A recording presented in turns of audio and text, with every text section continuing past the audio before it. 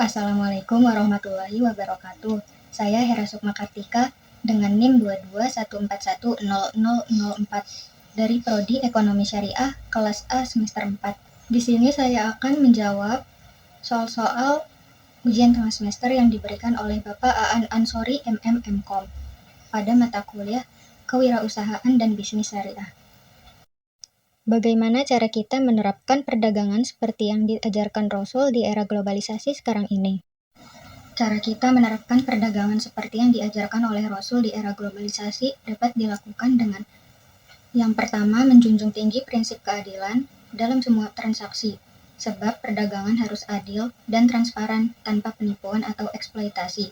Yang kedua, mengikuti etika bisnis yang baik seperti jujur, amanah, dan bertanggung jawab dalam setiap transaksi. Yang ketiga, memiliki sikap kepedulian terhadap sesama dan berbagi rezeki kepada yang membutuhkan sebagaimana yang diajarkan Rasulullah dalam praktik perdagangannya.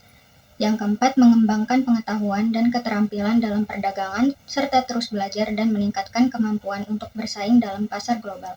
Yang kelima, menjaga komitmen dan menghormati kontrak serta perjanjian yang dibuat dalam perdagangan internasional. Yang keenam, mengikuti perkembangan teknologi dan pasar global dengan berinovasi dan beradaptasi untuk tetap relevan dalam perdagangan global. Adakah zaman Rasul yang berjualan online? Jelaskan dan beri contoh yang menyerupai jual beli online ataupun COD. Tentu saja pada zaman Rasulullah SAW tidak ada konsep jual beli online atau metode COD seperti yang kita kenal saat ini. Namun, ada beberapa praktik perdagangan yang bisa dianggap memiliki kesamaan konsep dengan jual beli online atau COD, meskipun dalam konteks yang berbeda. Contohnya, yang pertama, jual beli dengan pembayaran setelah barang diterima. Dalam beberapa transaksi pada zaman Rasulullah, pembayaran bisa dilakukan setelah barang diterima oleh pembeli, mirip dengan konsep COD, meskipun bukan dalam bentuk uang tunai seperti sekarang, namun bisa berupa barang atau jasa sebagai bentuk pembayaran. Yang kedua, transaksi jarak jauh melalui perantara. Meskipun tidak secara langsung terkait dengan internet, namun terdapat contoh transaksi jarak jauh pada masa itu melalui perantara seperti pedagang keliling atau karavan dagang. Pembeli dapat memesan barang kepada pedagang yang akan datang ke kota atau daerah mereka dengan membawa pesanan tersebut, mirip dengan konsep pembelian online dengan pengiriman barang. Apakah dengan tidak meneladani cara Rasulullah dalam berwirausaha menjadi salah satu penyebab gagalnya seorang muslim berwirausaha? Kegagalan dalam berwirausaha bisa disebabkan oleh berbagai faktor dan tidak semuanya terkait dengan tidak meneladani cara Rasulullah dalam berwirausaha. Seperti yang pertama, kurangnya keterampilan dan pengetahuan dalam bidang bisnis tertentu bisa menjadi penyebab kegagalan. Yang kedua, tidak mampu mengelola keuangan dengan baik, termasuk pengeluaran yang tidak terkontrol atau tidak efisien, dapat menyebabkan kegagalan bisnis. Yang ketiga, perubahan pasar yang drastis atau kondisi ekonomi yang tidak stabil dapat mempengaruhi kinerja bisnis, terlepas dari praktik berwirausaha yang diikuti. Yang keempat, persaingan yang kuat di pasar juga bisa membuat sulit bagi pengusaha, bahkan jika mereka meneladani cara Rasulullah dalam berwirausaha. Yang kelima, tidak mampu berinovasi atau beradaptasi dengan perkembangan zaman dan teknologi juga dapat menjadi penyebab kegagalan bisnis. Jadi, meskipun meneladani cara Rasulullah dalam berwirausaha dapat memberikan panduan moral yang kuat, namun kesuksesan dalam berwirausaha juga memerlukan kombinasi dari keterampilan, pengetahuan, manajemen yang baik, serta kemampuan untuk menghadapi tantangan dan perubahan yang ada dalam dunia bisnis. Sebagai entrepreneur muslim, bagaimana Rasulullah menghitung keuntungan dan kerugian dalam berdagang? Rasulullah SAW memberikan pedoman tentang bagaimana menghitung keuntungan dan kerugian dalam berdagang dengan prinsip kejujuran, keadilan, dan ketelitian. Beliau menekankan pentingnya untuk tidak menipu atau mengeksploitasi orang lain dalam bisnis, serta menyarankan agar para pedagang memastikan transaksi mereka dilakukan dengan jelas dan adil.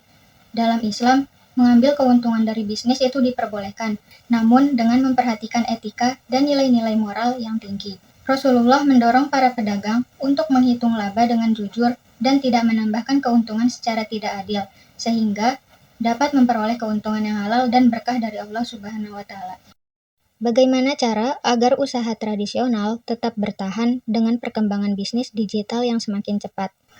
Usaha tradisional dapat tetap relevan dan bertahan dalam era bisnis digital yang terus berkembang dengan melakukan beberapa langkah. yaitu yang pertama, mengintegrasikan teknologi dalam operasional usaha tradisional dapat membantu meningkatkan efisiensi dan daya saing. Contohnya menggunakan aplikasi untuk manajemen inventaris, pemasaran online, atau pembayaran digital.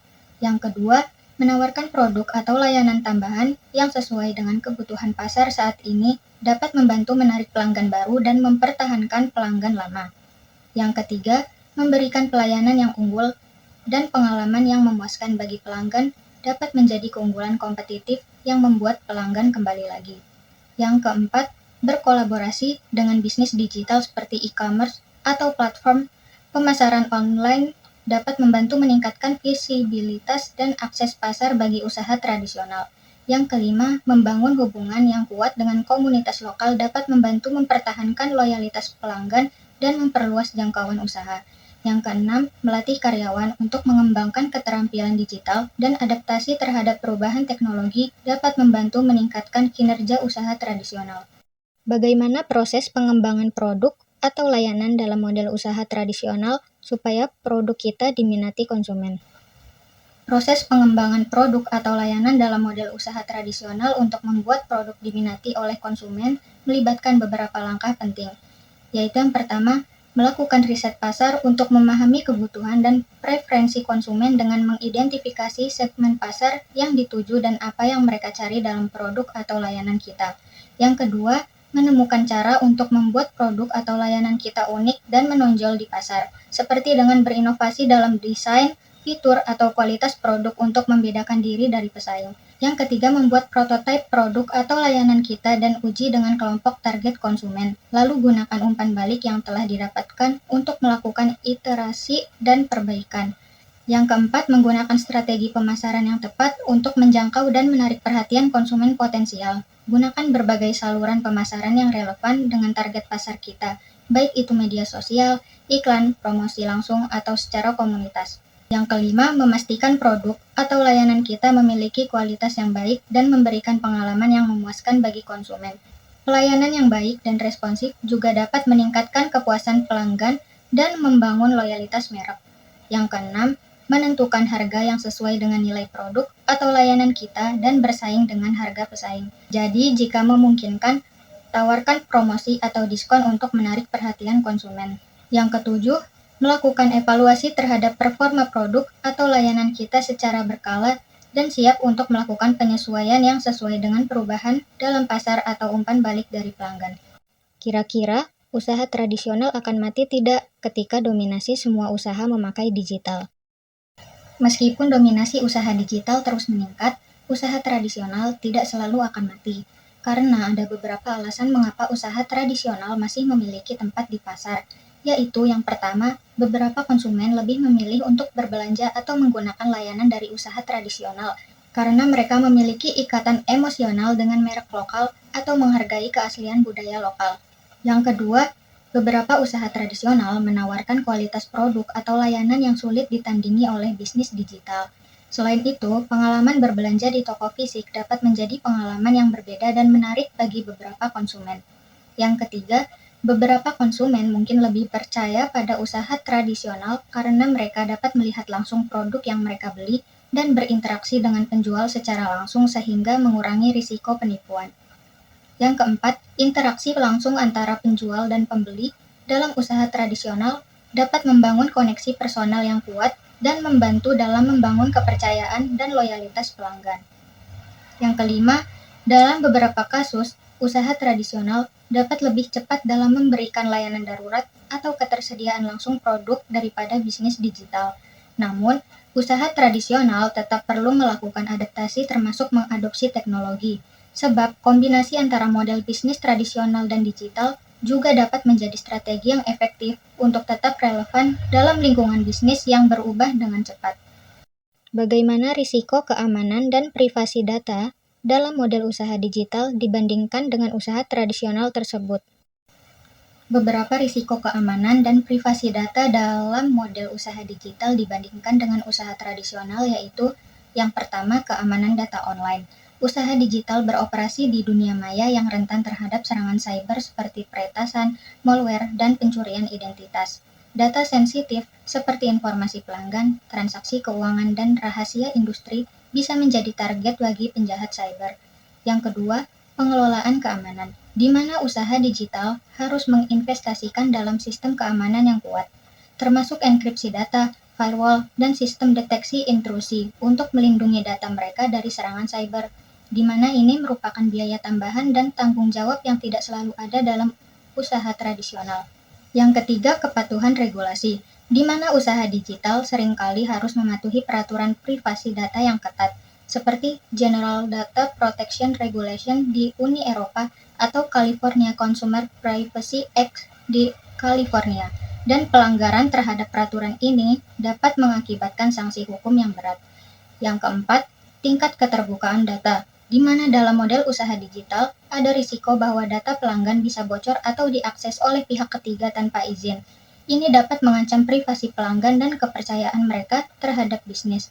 Sedangkan dalam usaha tradisional, risiko keamanan data cenderung lebih terkendali karena data biasanya disimpan secara fisik dan diakses oleh orang-orang secara langsung. Namun ada juga risiko seperti pencurian fisik atau akses tidak sah oleh karyawan.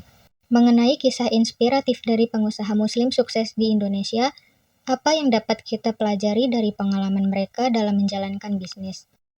Beberapa hal yang dapat kita pelajari dari pengalaman mereka dalam menjalankan bisnis yaitu yang pertama, mereka tetap teguh dan tekun dalam mengejar tujuan mereka bahkan di saat sulit sekalipun.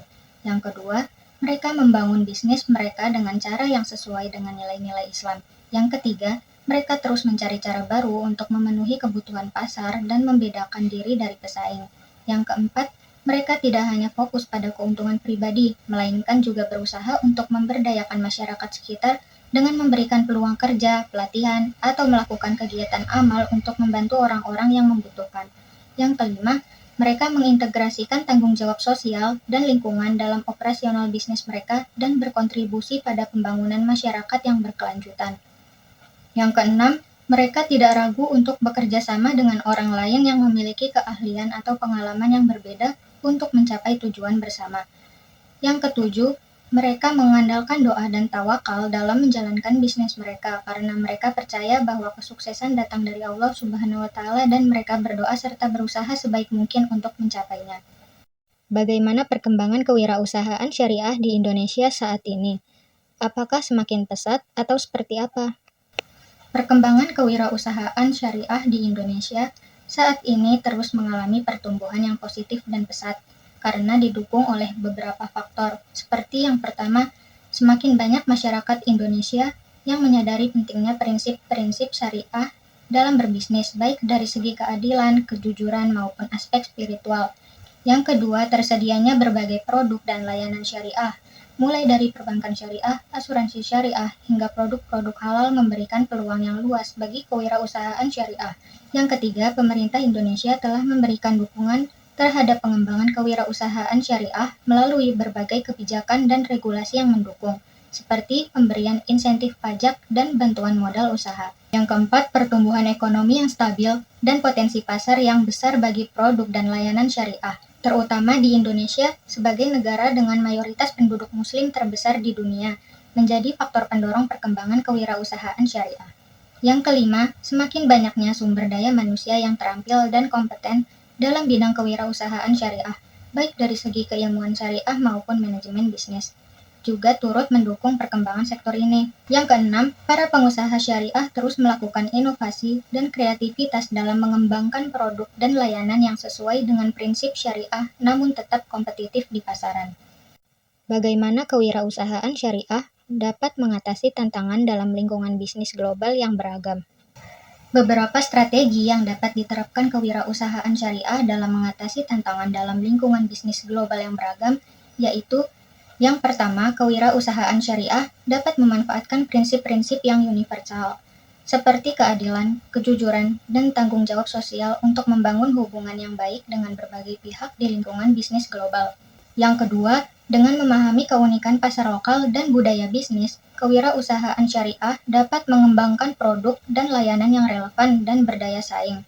Yang ketiga, kewirausahaan syariah dapat mengadopsi pendekatan kolaboratif dengan pihak-pihak lokal maupun internasional, termasuk mitra bisnis, lembaga keuangan, dan organisasi sosial untuk saling mendukung dan memperluas jangkauan bisnis.